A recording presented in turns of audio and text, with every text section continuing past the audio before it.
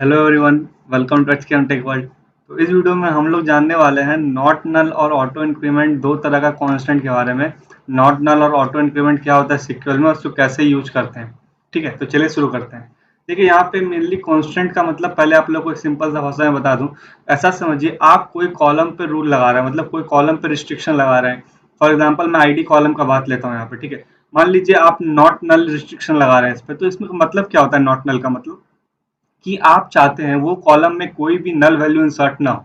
For example मान लीजिए, अगर आप कोई फॉर्म भर रहे हैं तो आप चाहते हैं जैसे कि आप चाहते हैं नाम, तो नाम चाहते हैं कंपलसरी फील्ड है कि उस फील्ड में कोई भी आदमी आपका ब्लैंक नाम ना रहे, नल ना दे, मतलब कोई ब्लैंक ना छोड़ दे। तो आप वो रिस्ट्रिक्शन दे रहे हैं कि हमको इसमें आपका नाम चाहिए ही चाहिए। तो इसी तरह नॉट नल कॉन्स्टेंट होता है। नॉट नल मतलब आप रिस्ट्रिक्शन दे रहे हैं उस कॉलम पे कि इस कॉलम में कोई भी नल वैल्यू इंसर्ट ना हो, इसमें कम से कम कुछ ना कुछ होना चाहिए।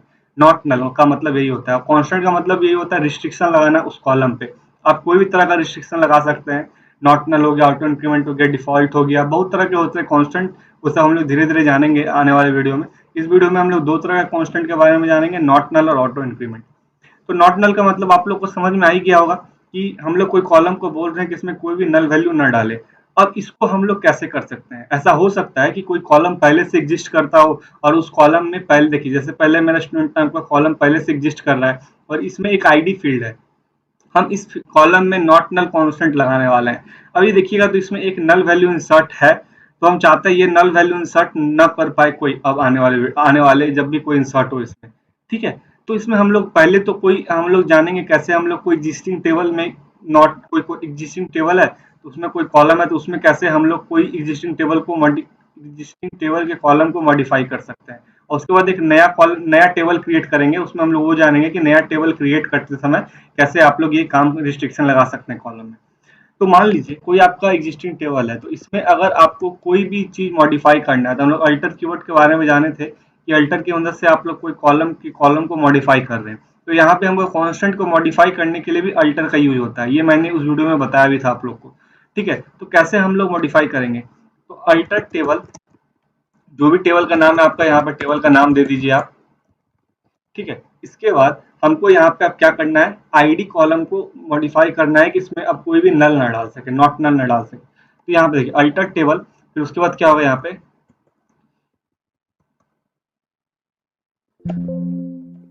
अल्टर कॉलम का नाम को देखिए, alter table alter column, column कौन सा है, आईडी। आईडी को डेटा टाइप इंट और यहाँ पे नॉट नल।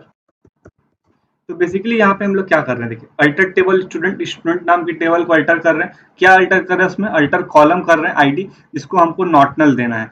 पर ये यही सेम टू सेम सिंटेक्स होगा नॉट नल का। ठीक है, पर ये एक बात ध्यान रखिएगा, ये मैं सीक्वल का सिंटेक्स बता रहा हूँ, तो माई एसक्यूएल में यहाँ पे कुछ चेंज होता है। इंस्टेड ऑफ अल्टर यहाँ मॉडिफाई होता है। ठीक है, तो ये माई एसक्यूएल में होता है। ये मैं अभी बता रहा हूँ आपको किसका सिंटेक्स, सीक्वल का, क्योंकि ये सीरीज सीक्वल के रिलेटेड है। ठीक है, इसको अब रन करते हैं, पर ये फेल करेगा। अभी क्यों करेगा पहले ये देखिए, ये अभी फेल कर रहा है और इसमें बोल रहा है column does not allow nulls. ये फेल क्यों किया? क्योंकि क्योंकि अभी आप देखिएगा इसमें, इसको मैं रन करता हूँ स्टूडेंट नाम के टेबल को। तो इसमें देखिएगा कि पहले से एक नल वैल्यू इसमें इंसर्ट है, पर आप चाह रहे हैं कि इसमें अब कोई आगे से नल वैल्यू इंसर्ट ना कर सके। तो उस केस में क्या होगा, यहाँ पे अगर मान लीजिए वो चल जाता, तो अगर ये सही से चल जाता, पर उस पर क्या रहता, उसमें एक प्रॉब्लम कि इसमें नल वैल्यू रहता, पहले से एक नल वैल्यू है इसमें। तो जब भी आपको कोई कॉलम को नॉट नल करना हो, नॉट नल कांस्टेंट लगाना हो, तो पहले ध्यान रखिएगा उस कॉलम में कोई भी नल पहले से एग्जिस्ट नहीं करना चाहिए। क्योंकि अगर नॉट नल कांस्टेंट लगाने से उस पर कांस्टेंट लगता है, कॉलर रो डिलीट नहीं होता है, वो रो डिलीट नहीं होगा आपका, ये वाला रो डिलीट। ठीक है, तो पहले से अगर नल है तो ये रूल कैसे लगा सकते हैं आपकी नॉट नल लग जाए, क्योंकि पहले से ही उसमें नल है। तो पहले जब नल नहीं रहेगा तब ना आप उसके बाद बोल सकते हैं हाँ इसमें नल नहीं है, अब इसमें कोई नॉट नल कोई अब नल वैल्यू कोई इंसर्ट ना कर सके। अगर पहले से ही नल है और फिर उसके बाद आप रूल लगा रहे हैं कि उसमें नॉट कोई भी नल इंसर्ट ना करे, तो रूल तो लग गया, पर एक तो नल रहेगा ना उसमें। तो इसीलिए ये कंडीशन रहता है कि पहले आपको नल हटाना पड़ेगा जितना भी है उस कॉलम में, उसके बाद ही आप नॉट नल लगा सकते हैं। तो मैं क्या कर रहा हूँ, इसको डिलीट कर रहा हूँ। ठीक है, डिलीट, ये वाला आईडी को, ये जो आईडी है ये 5 नंबर, इसको मैं डिलीट कर रहा हूँ। तो मैं क्या करता हूँ, delete call, sorry, delete from, यहाँ पे स्पेस होगा, डिलीट फ्रॉम स्टूडेंट टेबल, इस टेबल का नाम दे दीजिए वेयर id इज नल। बस यही करना है आपको। और यहाँ पे इसको हम क्या कर रहे हैं, कॉलम को एग्जीक्यूट कर रहे हैं। यहाँ पे एक हमारा एग्जीक्यूट, एक रो अफेक्टेड है, मतलब वो डिलीट हो चुका है। अब मैं इसको चला के आप लोग को दिखाऊं तो यहाँ पे आप देखिएगा वो कॉलम हमारा हट चुका है। अब इसको आप चलाइएगा, तब ये अब सक्सेसफुली चलेगा। अब इसमें कोई दिक्कत नहीं है, ये सही से चला। और इसको आप अगर चलाइएगा तो ये इसमें तो कोई चेंज नहीं होगा, पर इसमें कांस्टेंट लग चुका है कि अब इसमें कोई नल वैल्यू इंसर्ट ना कर सके। मैं आप लोग को ये दिखाता हूँ करके। ठीक है, इंसर्ट इनटू टेबल,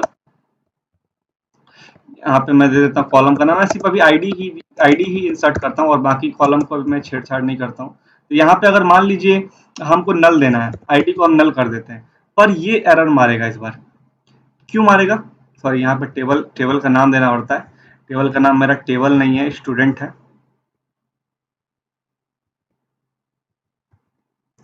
ये एरर मारेगा। क्यों मारेगा? आप लोग को रीजन पता है। इसको मैं एग्जीक्यूट करूं तो यहाँ पे एरर मारेगा। क्यों मारेगा? ये आप लोग को रीजन यहाँ पे पता है।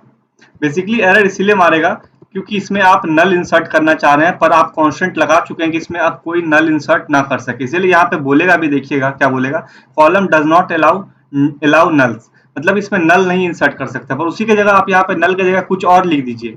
नल नहीं है, नल के अलावा कोई भी वैल्यू आप इंसर्ट कीजिए, वो सही से इंसर्ट होगा बिना कुछ एरर के। और यहाँ पे आप देखिएगा कि एक वैल्यू हमारा इंसर्ट हो चुका है यहाँ पे लास्ट में, ये 10 नंबर। ठीक है, तो ऐसे ही आप लोग नॉट नल कांस्टेंट लगाते हैं कोई एग्जिस्टिंग टेबल में। अब मान लीजिए कोई मैं टेबल क्रिएट करता हूं, और क्रिएशन के समय ही हम लोग को अगर लगाना होगा कि इसमें नॉट नल कैसे लगाते हैं, चलिए वो जानते हैं। ये तो और सिंपल है, इसमें तो कुछ है ही नहीं।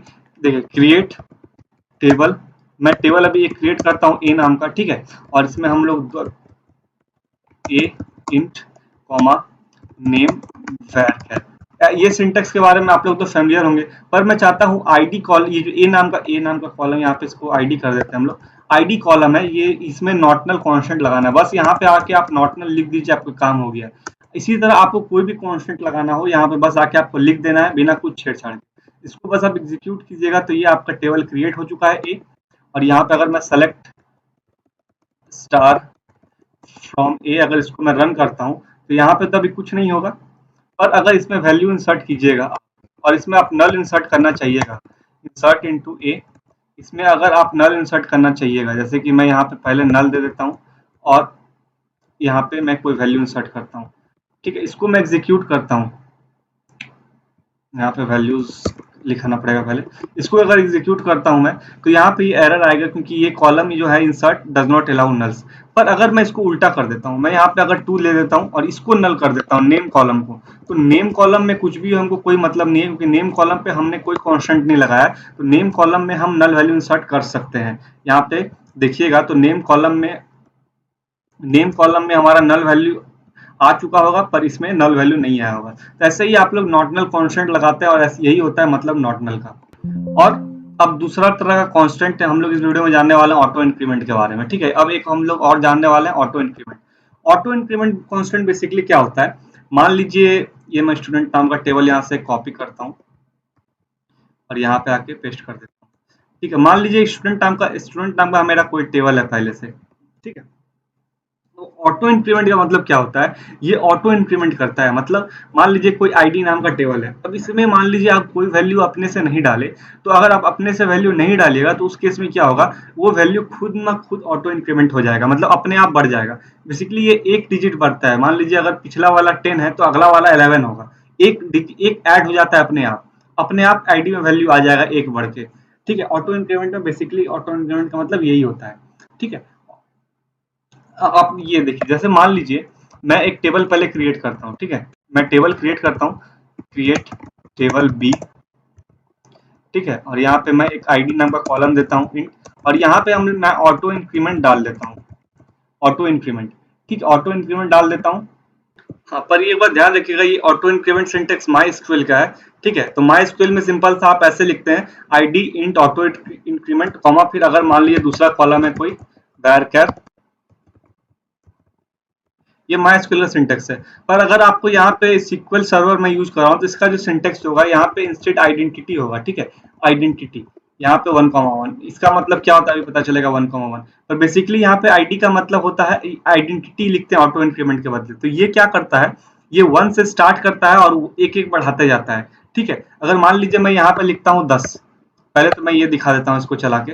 ठीक है, इसको चला के मैं पहले दिखा देता हूँ। तो ये क्या करेगा, 1 से स्टार्ट करेगा। पहले एग्जीक्यूट करते हैं हम लोग, ये सक्सेसफुली इंसर्ट हो गया। अब यहाँ पे मैं क्या करता हूँ, इंसर्ट इनटू बी, और मैं यहाँ पे क्या करूंगा, सिर्फ मैं नेम कॉलम में वैल्यू डालूंगा अपने से। मैं ऑटो इंक्रीमेंट हम लोग लगा दिए, तो हम लोग को और कोई कॉलम में वैल्यू डालने की जरूरत नहीं है। इसको हम लोग कर देते हैं, कुछ भी वैल्यू डाल देते हैं। तो यहाँ पे देखिएगा, जो पहला आईडी इंसर्ट होगा, पहला आईडी जो आएगा वो क्या आएगा हमारा, पहला आईडी जो आएगा वो आएगा 1। सेलेक्ट स्टार फ्रॉम बी, अगर मैं इसको रन करता हूँ तो यहाँ पे जो आईडी अपने आप एक आ जाएगा यहाँ पे। फिर अगर मान लीजिए फिर मैं इसको चलाता हूँ, दोबारा इंसर्ट होता है। ठीक है, तो यहाँ पे दोबारा जो एक अगला वैल्यू होगा वो 1 की जगह होगा 2, मतलब एक देखिए अपने आप ही आईडी ये अपने आप बढ़ते जाएगा, ये ऑटो इंक्रीमेंट होता है। अब मान लीजिए मैं एक और टेबल यहाँ पे सी क्रिएट करता हूँ, और इसका मैं स्टार्ट करता हूँ मैं क्या 100 से, और ये बढ़ाता हूँ 5। तो यहाँ पे देखिएगा इसका मतलब क्या होगा, स्टार्ट होगा 100 से, और अगला बार अगला वैल्यू जो इंसर्ट होगा वो 5 ऐड होके होगा इंसर्ट। ठीक है, तो इसको हम लोग यहाँ पे करते हैं सी, और इसको हम लोग रन करते हैं, इसको रन करते हैं। तो यहाँ देखिए पहला वैल्यू क्या आएगा हमारा, इसको अगर मैं सी करता हूँ तो पहला वैल्यू हमारा जो इंसर्ट होगा अपने आप वो होगा 100, क्योंकि हम लोग स्टार्ट कहाँ से कर रहे हैं, 100 से स्टार्ट कर रहे हैं। मान लीजिए फिर अगला कोई इंसर्ट कर दिया आके, तो अगला को जो आईडी असाइन होगा वो क्या होगा 105, 5 ऐड हो जाएगा अपने आप। ये देखिए 105। तो यही होता है बेसिकली ऑटो इंक्रीमेंट। और ये इंक्रीमेंट तो हुआ कब, जब आपका पहले से कोई नया टेबल आप क्रिएट कर। अब मान लीजिए कोई आपका एग्जिस्टिंग टेबल है, तो एक बात ध्यान रखिएगा, एग्जिस्टिंग टेबल में आप ऑटो इंक्रीमेंट नॉर्मली अकेला नहीं लगा सकते। जैसे यहाँ पे अगर मैं, जैसे हम लोग यहाँ पे नॉट नल अकेला लगा दिए हैं, तो यहाँ पे आप सिंपल आके ऑटो इंक्रीमेंट ऐसे नहीं लिख सकते हैं। जैसे मैं आप लोग को एक दिखा देता हूँ करके। ठीक है, इसको मैं कॉपी करता हूँ, यहाँ पहले कंट्रोल जेड कर लेता हूँ, यहाँ पे मैं आके कॉपी करके आप लोग को दिखा देता हूँ। यहाँ पे देखिए, अगर मैं यहाँ पे आके ऑटो इंक्रीमेंट या आइडेंटिटी ही लिखते हैं यहाँ पे हम लोग, इसको अगर हम लोग रन करते हैं, इसको रन करते हैं तो देखिएगा यहाँ पे एरर आएगा। और एरर क्या आता है, ये देखिए कुछ एरर आ रहा है। बेसिकली जो ऑटो इंक्रीमेंट होता है वो हम लोग प्राइमरी की के साथ यूज करते हैं, और प्राइमरी की क्या होता है वो मैं आने वाली वीडियो में आप लोग को बता दूंगा। ठीक है, तो उसके साथ में आप लोग को दिखा देंगे कि ऑटो इंक्रीमेंट अल्टर के साथ कैसे यूज होता है। पर ऐसे समझिए यहाँ पे ऐसे अकेला यूज नहीं होता है, यहाँ पे आपको इसको प्राइमरी की भी बनाना पड़ेगा उस कॉलम को, तब आप यहाँ पे ऑटो इंक्रीमेंट यूज कर सकते हैं। ठीक है, अगर यहाँ पे आइडेंटिटी की जगह यहाँ पे ऑटो इंक्रीमेंट भी लिखिएगा, ठीक है, इसको भी रन करिएगा, तो यहाँ पे भी वही एरर आएगा। ठीक है, स्पेलिंग तो सही है मेरा ऑटो इंक्रीमेंट का, तब भी एरर यही आएगा। समझ गए आप लोग ये ऑटो इंक्रीमेंट के बारे में, कि आप लोग इसको अकेला यूज नहीं कर सकते हैं बिना प्राइमरी की के अल्टर टेबल में। इसको आप लोग अकेला यूज कर सकते हैं जब आप टेबल क्रिएट कर रहे हैं, उस समय ही इस कॉलम को आप ऑटो इंक्रीमेंट बना सकते हैं। पर अगर आपको ये टेबल को ऑटो इंक्रीमेंट, कोई आपका एग्जिस्टिंग टेबल है उसको सिर्फ आप ऑटो इंक्रीमेंट करना चाहते हैं कोई कॉलम में, तो वो नहीं हो सकता है पॉसिबल। क्यों? क्योंकि हम अल्टर का जनरली, सॉरी, ऑटो इंक्रीमेंट का जनरली यूज हम लोग करते हैं प्राइमरी की के केस में, प्राइमरी की के साथ करते हैं। क्या होता है प्राइमरी की, अभी आप लोग को समझ में नहीं आ रहा होगा तो मैं आने वाले वीडियो में आप लोग को बता दूंगा।